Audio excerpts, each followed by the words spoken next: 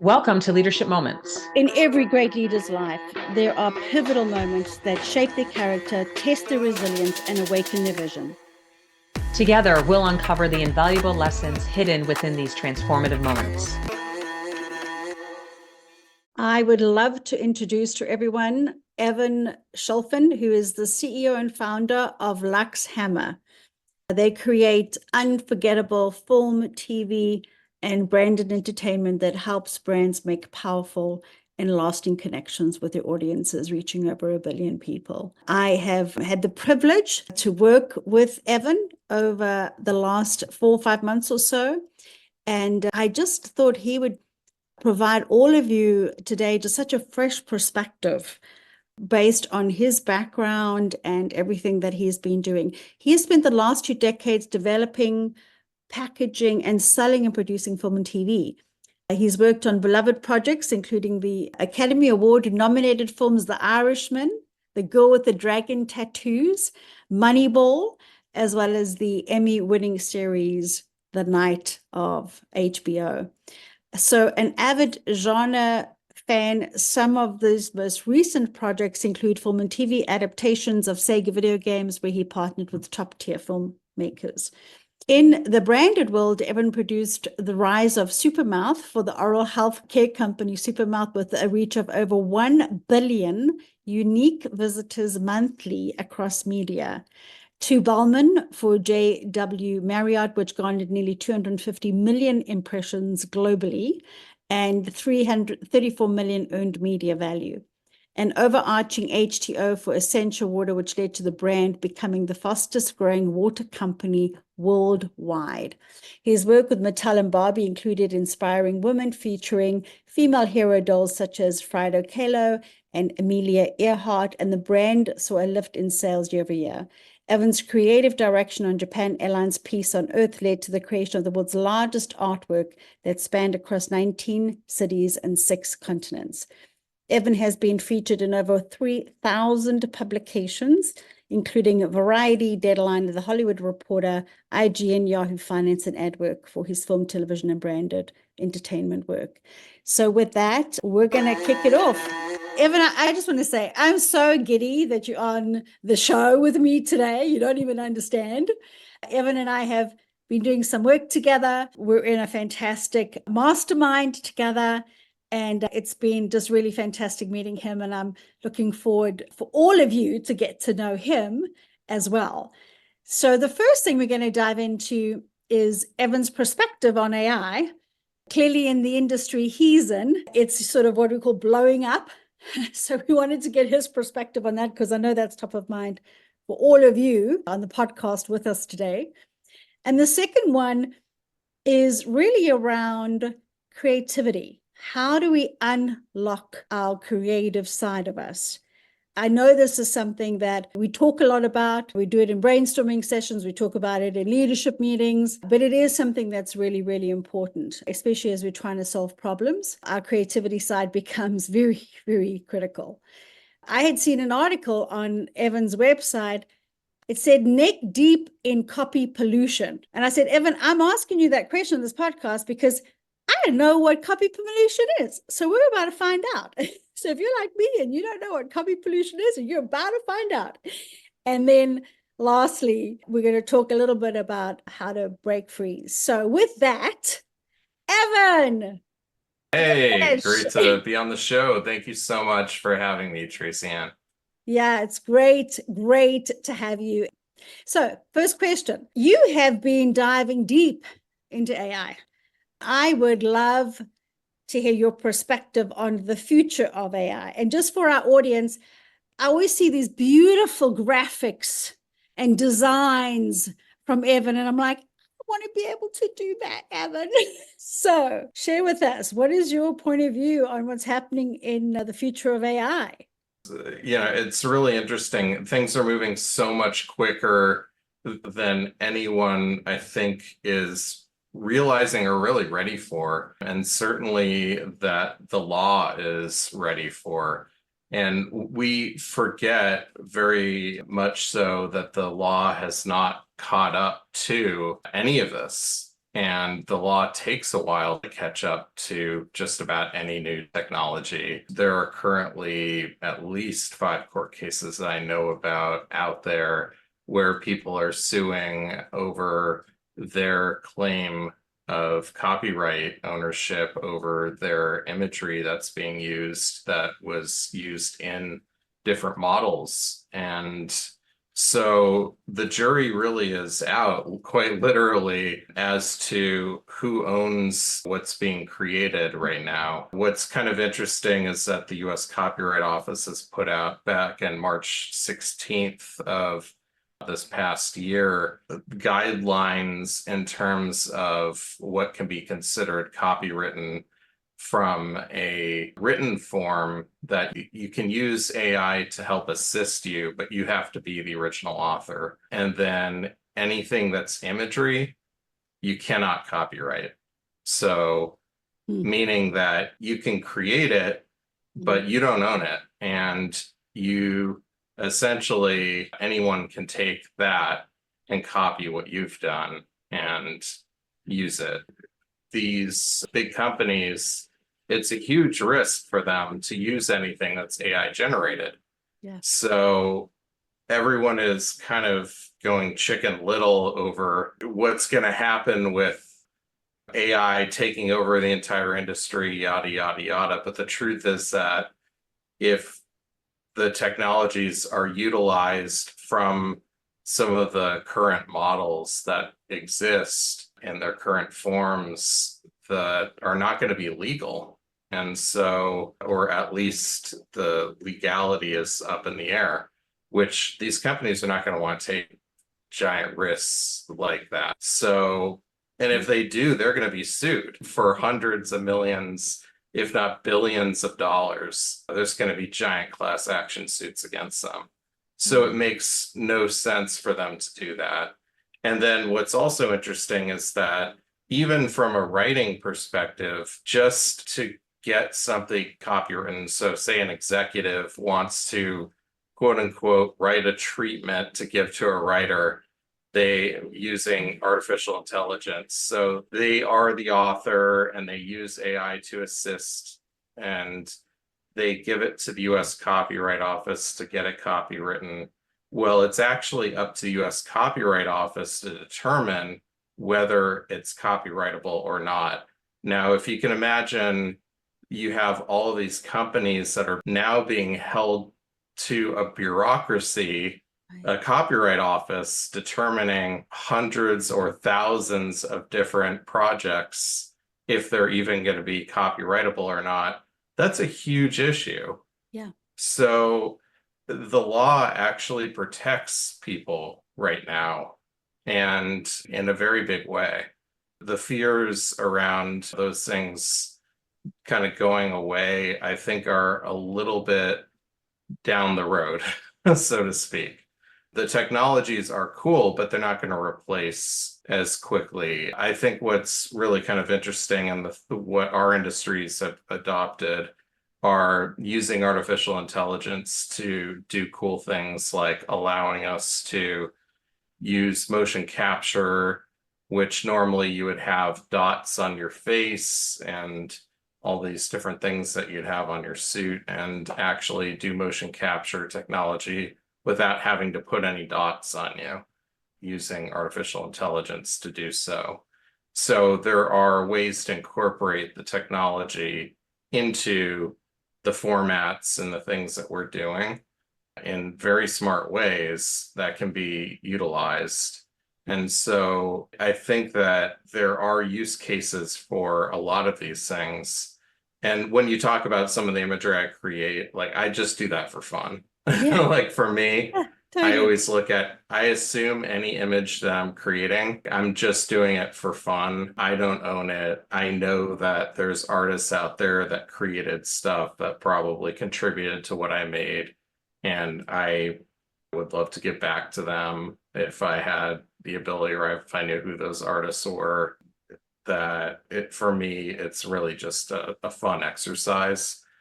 I have a lot of concern over these, especially in the advertising industry as well, these quote unquote AI agencies popping up that are using AI to create creative, that are trying to use that technology because they're basically using potentially illegal imagery to further the goals of companies that may not be okay with that.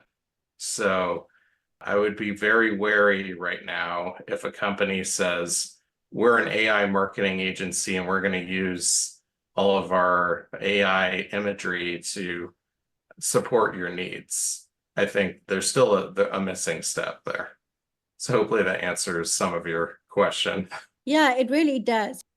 I'm totally with you. First of all, AI is not going to replace anybody. At least in the sort of basic stuff I've done, very basic. Everything I've done, it's very clear that it would have to be edited beyond edited, right? Because it's just like if I wrote like, oh, I want to write a little thank you note. So to your point, who owns that? Is it an original? If you ask that it's an original, is it, isn't it? I don't know the answers to all of those questions, but I think your point's valid, which is be careful. There are laws, and use it sparingly, conservatively, until those laws get figured out, because you're not going in with the intention probably of doing something wrong or stealing someone else's stuff, but you may be, and that's the risk. And I would imagine even more so in your industry, because part of the specialization and the expertise is around a lot of the AI that is out there, the graphic, the creativity, the writing. I mean, that is your industry. And so, you know, everyone is going to be very diligent about ensuring that whatever IP they have, in whatever fashion they have, it's protected, because that is money to them. Yeah.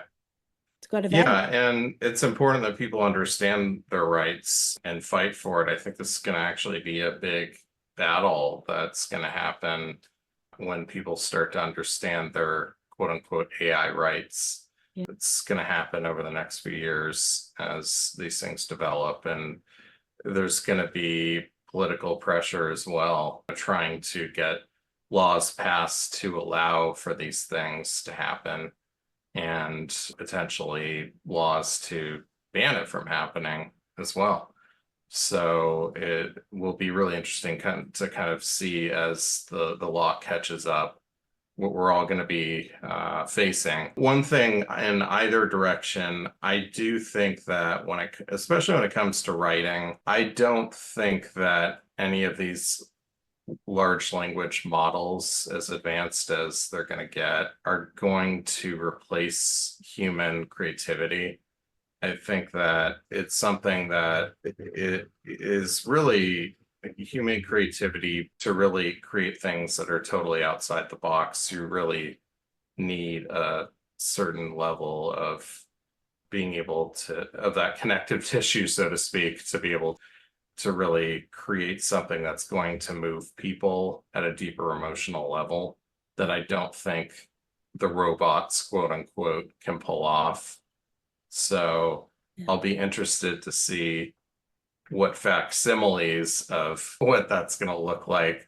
But I expect it to be more like a player piano. It sounds good, it looks good, but does it have soul? And I don't think so. Yeah. I love that you brought that up, because I feel the same way. There's no critical thinking ability. You're going from a prompt engineer is very different to someone who has discernment, who has empathy, who has compassion, who has lived potentially an experience that has really touched them deep in their heart.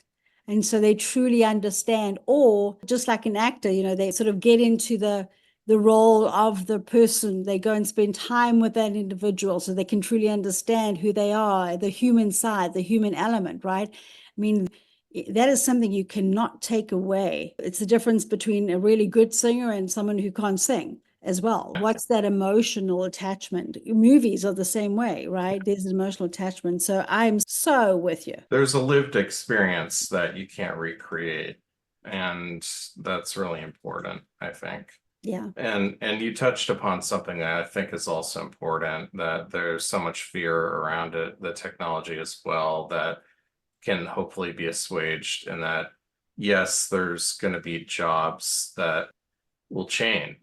There might be jobs that'll disappear, but there'll also be jobs that'll change, and prompt engineering, or people that will become prompters essentially, are going to become more common, and in a way that's actually going to become more exciting, because you're going to see people having the ability to not have to do as much of the grunt work, where a lot of that is going to be replaced, and people will be able to use the prompts to create really interesting things. I think that's ultimately where the technology is going. The best case scenario and the best stuff is always going to be human plus robot, rather than just robot by itself. I think that the combination of the two, you're going to get the best stuff, especially when it comes to creativity.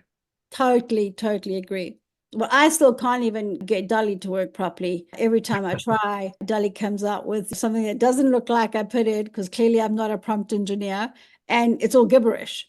So it doesn't actually mean anything either. So I have to get some training from when you're playing around and you're goofing off and playing with stuff. Oh yeah, even with the current apps and software, you have to be pretty skilled just to be a prompter, and a lot of people end up having to manipulate things in Photoshop or whatever software that they use to manipulate after the fact. So you end up seeing the best stuff come out of people who are actually true artists anyway. Exactly. And they rise to the top. Exactly. Well, on that note, since we're talking about artists, I want to switch to a topic that I'm certainly very interested in. And it's that topic of unlocking that creativity. You had written a recent article, it was on your website, on the top 10 tips for unlocking creativity. Now, that is the world you live in, okay? I mean, every single day you're expected to be thinking creatively, and also you're surrounded by creative people all day. Some of them I met. So I'd love to know from you, how do you look at creativity? What tips do you have for our audience today? Yeah, definitely. Well, creativity really, I look at as taking two disparate ideas and putting them together. Sometimes it's more than two, but it's really combining those things. And in terms of tips that I like to give people to become more creative, and this can apply across the board. It's interesting because when you look at it from a statistical standpoint, not a lot of people are given the chance to be as creative as they should be, I think, in their jobs. But creativity is probably the number one skill that people can learn in their jobs. And so I think it applies really to employees, it applies to executives, to leaders. So hopefully some of these tips can apply not just to my industry, but across the board. The first one, obviously, I think applies a little bit more to our industry, but definitely applies to everyone. I always tell the creatives that I work with, keep your day job. A lot of people like to come out to LA, to Hollywood, and they think, okay, I made it. And they want to create something, they have a movie or they have a script or whatever it is, and you really got to make sure that you have your base, that you're making money somehow. And it's a survival industry, I like to say. The interesting thing is I got to work with people at a very high level, and there's a documentarian named Errol Morris who won Oscars for Fog of War and Blue Line. And in between to his day job was directing KFC commercials. Everybody has that thing that they do just to keep the lights on. And I think that's really important because when you have that base, it allows you to not have to struggle when you're creating. The second thing I would say is really step outside your comfort zone.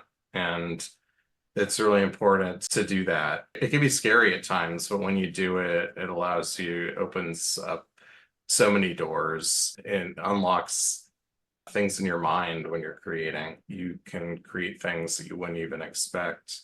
Number three, I would say be curious. Go explore the world, read books, read articles. I know a lot of people don't read the headlines, not the articles these days, but actually dive in and try to understand the world. Watch movies, watch shows, documentaries, whatever it is. And all of those things, an idea can come from anywhere. It can come from a science journal. Who knows? Whatever that idea that sparks your imagination or gives you an idea for your business, that's how you find it. You're trying to really explore the world is what I recommend. Also, just travel in general gives you that great perspective, I think. Making a creative habit, I always recommend.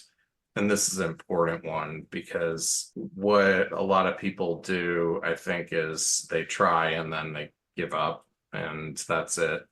But it's almost like exercise, and in the sense that creativity, your brain and working creativity, it's almost like working a muscle. And so just like working out, you have to set a time and a place that you can be creative. It could be by a window at 4 a.m. before there's anything going on in the day and there's no noise or distractions, and you just woke up from a dream and you can write or come up with your ideas or your plans like that.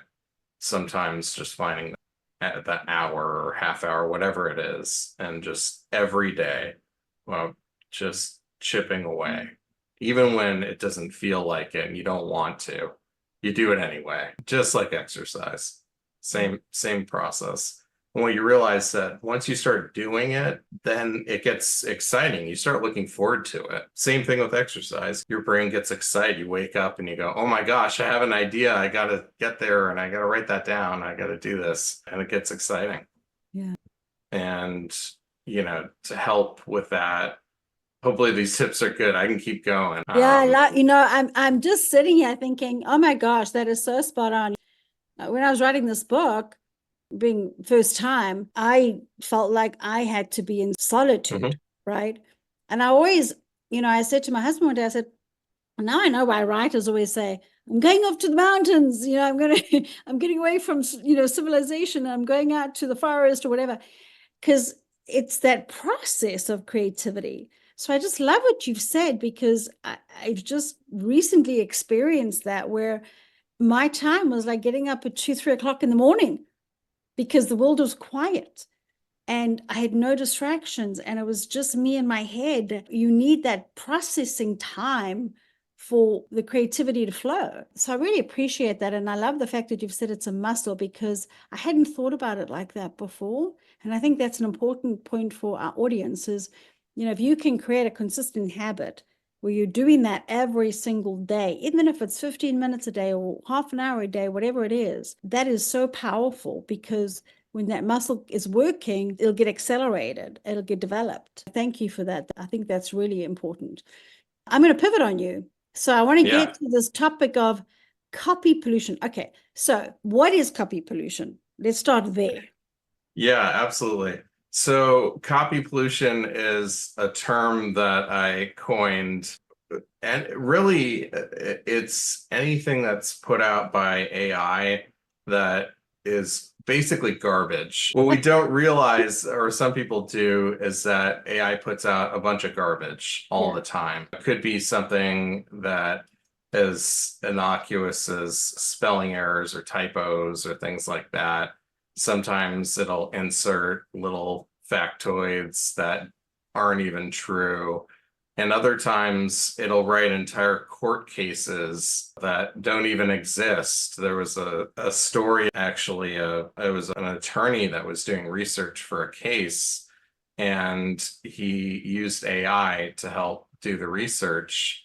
And then when he gave it to the judge said, I don't even know how to use this because these two court cases that it refers to don't even exist.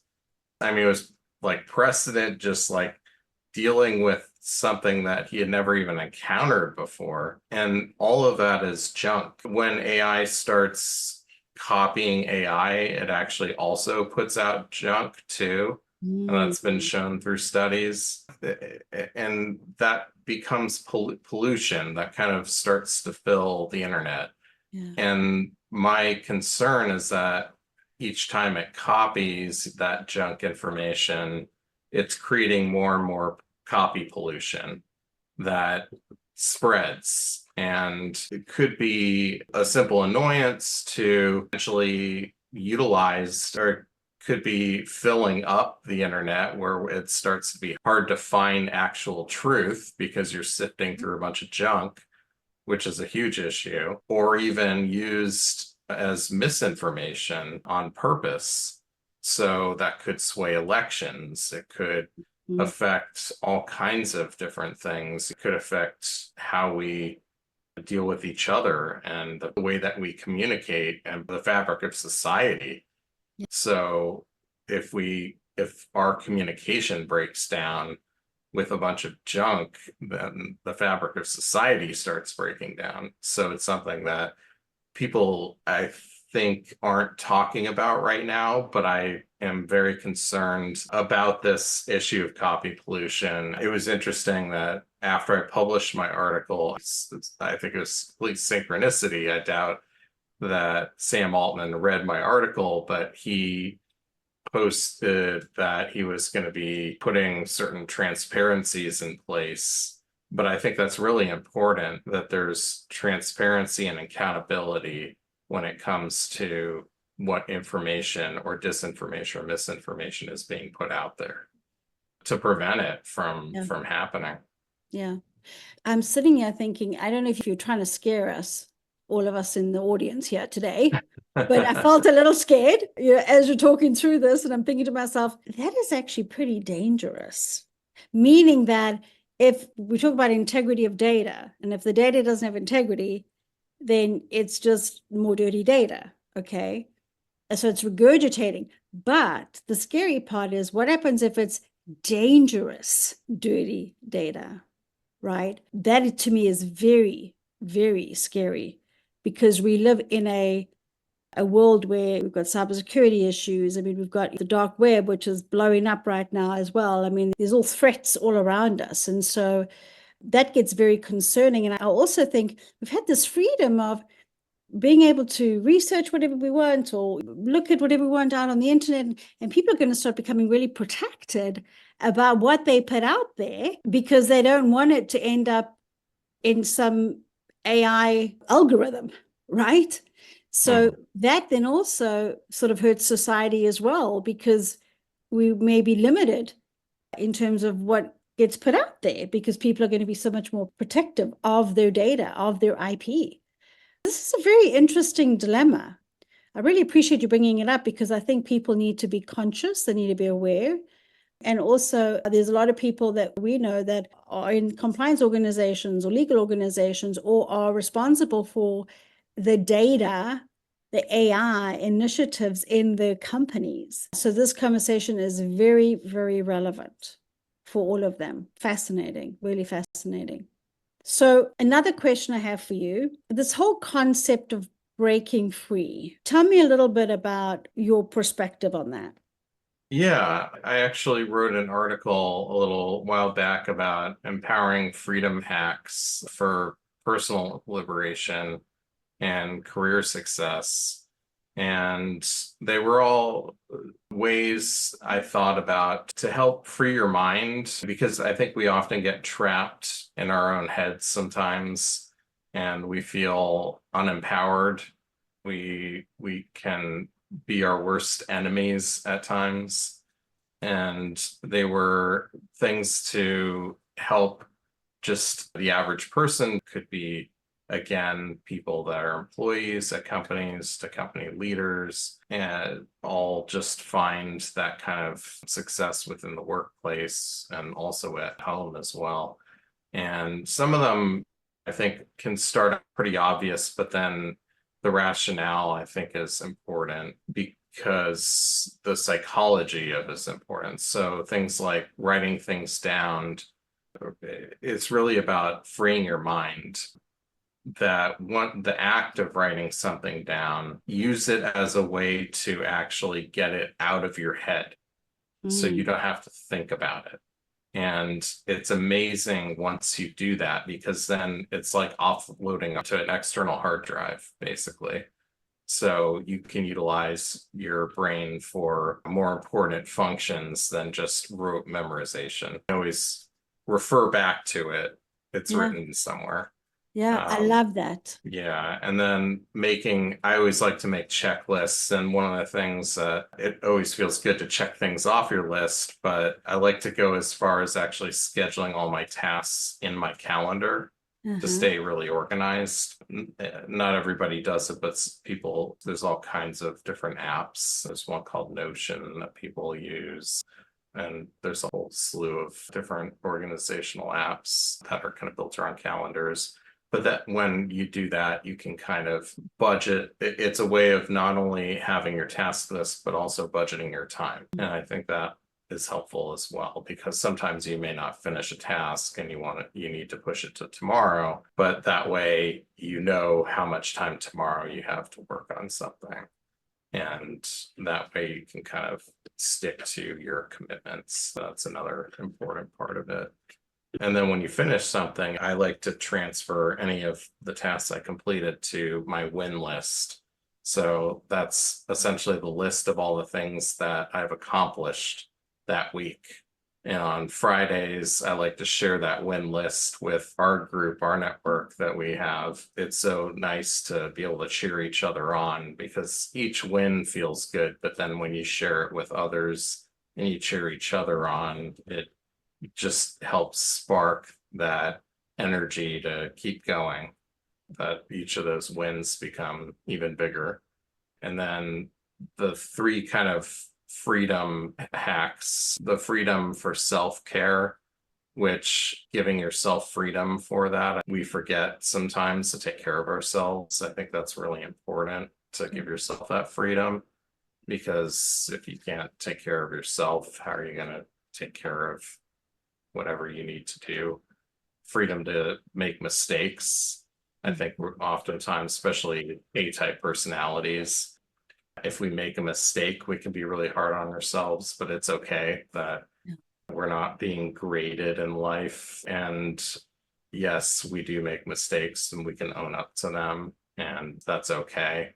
And when we do own up to them, then people, especially if you're a leader, people appreciate it more. And then freedom to succeed. I think sometimes we get in our own way, and sometimes that comes from imposter syndrome, where we don't believe that we have the right, or it doesn't feel like we should get that thing, that success, for whatever reason it is. And if we are doing well, to remind ourselves, yes, it is okay, and you are worthy of that success. I love that you brought that up, because I do think no matter who you are, how successful you are, I think just those 3 tips are really critical. The self-care, giving yourself a little bit of grace, and believing that you are worthy to be successful, because I think we've all had moments in time where maybe we don't think we deserve it for whatever reason. That's not rational, actually. There's nothing to say that we shouldn't be successful in our life, but it's the enemies that lie in our head, right? As you said, it's that imposter syndrome. There was a TEDx talk that I once listened to, and I loved the statement. Would you want to be in the trenches with a friend like you?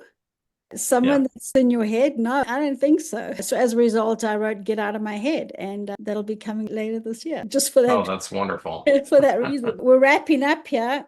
So I have one last question. It's going to have to be short because I know that sound is about to hit us, but you've given us a lot of advice. But any other advice that you have for any of our audience today? Yeah, I would definitely advise just in general, especially for leaders, that there's a simple order of things: health, family, and work. And you can't help others if you don't take care of yourself. You can't take back the time that you missed, you wish you'd spent with your family. Yeah. And while work may seem like the most important thing to keep going, it really should be your third priority, because if you're tenacious, you'll find it. And when you're healthy and happy, you'll be a better leader. I love that. It's so true. So true. All right, there's that sound. So this is a fun part. All right. Well, I think this has all been fun, but this is a Let's fun do part. it. So what is your favorite sound? The ocean. Oh, yeah. That's why you live where you do in California. That's right. Yeah. Okay. Second question. If you could instantly become an expert in something, what would it be? Playing music, but specifically guitar. Do you play guitar at all? So I don't. Growing up, I always wanted to be one of three things: filmmaker, an astronaut, or a rock star. And I love listening to music. I don't play, but I better pick up my dad's guitar. Well, you got one of those right. There's still That's time. right. You know, I'm hitting my bucket list, so it's still time. Okay. And I'm going to hold you to yours. I'm going to become your accountability partner. There you go. Perfect. Hey, so fantastic to have you with us. Such a pleasure. As you continue on your journey, we'll bring you back on and have you give our audience an update. But in the meantime, together we make a difference. So for all of you, please, leadershipmomentspodcast.com. Remember, give us feedback. We want the right people on our show that you want to hear from. Thanks, Evan. Great to have you with us today. My pleasure. Thank you. And that concludes another episode of Leadership Moments. We hope you found inspiration and valuable insights in what we shared today. Remember, leadership is not defined solely by titles or positions, but by the choices we make and the moments that shape us. Embrace the challenges that come your way. They may be the very moments that propel you toward greatness. We'd love to hear your thoughts and stories as well. Connect with us on our website at leadershipmomentspodcast.com or through social media on Instagram at @be the game changer. And Stacey Caster _. Remember, your leadership moment could be just around the corner, waiting for you to seize it. This is Stacey Caster, and what doesn't challenge you won't change you. This is Tracy Ann Palmer, and be the change you wish to see in the world.